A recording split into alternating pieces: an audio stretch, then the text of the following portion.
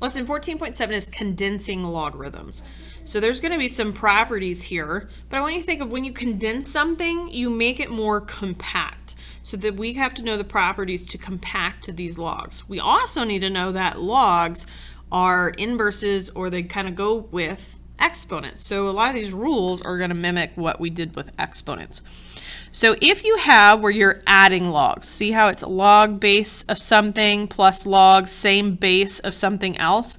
We can condense that to have a log with a base of b, and then we're going to multiply x times y,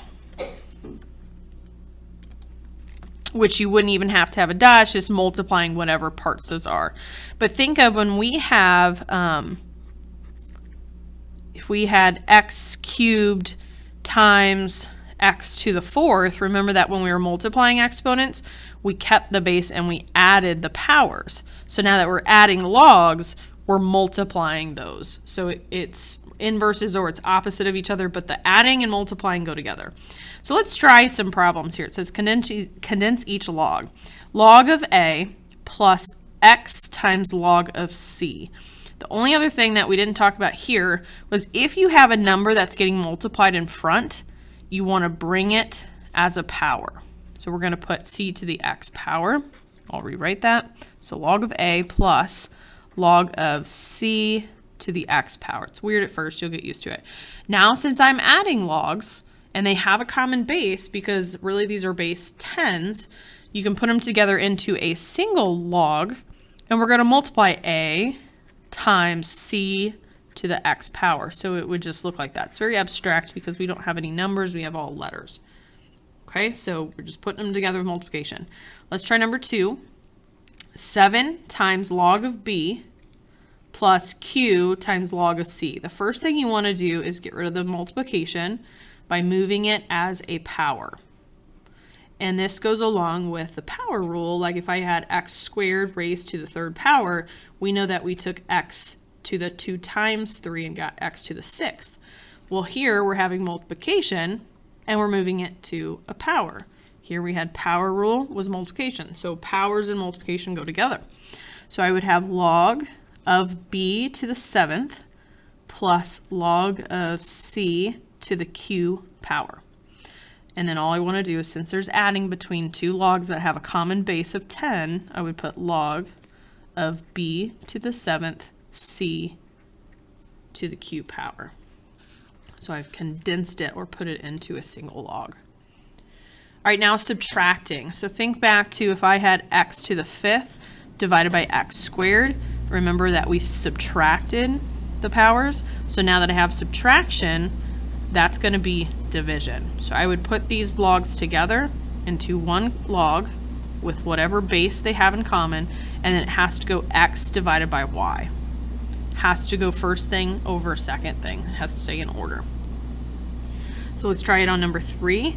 Log of a minus 7 times log of b. First thing would be to get this 7 moved to a power to be log of a minus log of b raised to the 7th. And then now I'm going to put my subtraction together into a single log that's getting divided. We want to put a over b to the 7th. And again, these are just really prepping you for some properties of logs that you'll need to know when we get into actual numbers. All right, and then number 4, 8 times log of b minus q times log of d. Take the multiplication, move it to a power.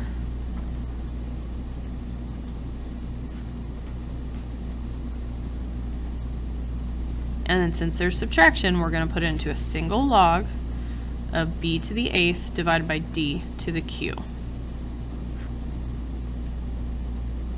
And that would be it. All right, now let's try some numerical logs. Almost like these better. So we have addition here. So remember our adding rule says put the logs together with multiplication. They both have log base b. So put them together as a single log base b. We're going to have 10 times 6, which is really 60. They want you to condense it as much as you possibly can. So now it's a single log. Number 6, I see subtraction between two logs that have the same base. So I'd put them together as log base b of 10 divided by 5, since I have subtraction, and 10 divided by 5 makes 2. So log base b of 2 would be my single log. Number 7, I have 4 times a log, so I want to take this power and move it to an exponent, so it'd be log base b of 3 to the 4th power, which is really 81, so I would have log base b of 81. And then number 8 puts it all together. We've got 2 times a log minus another log.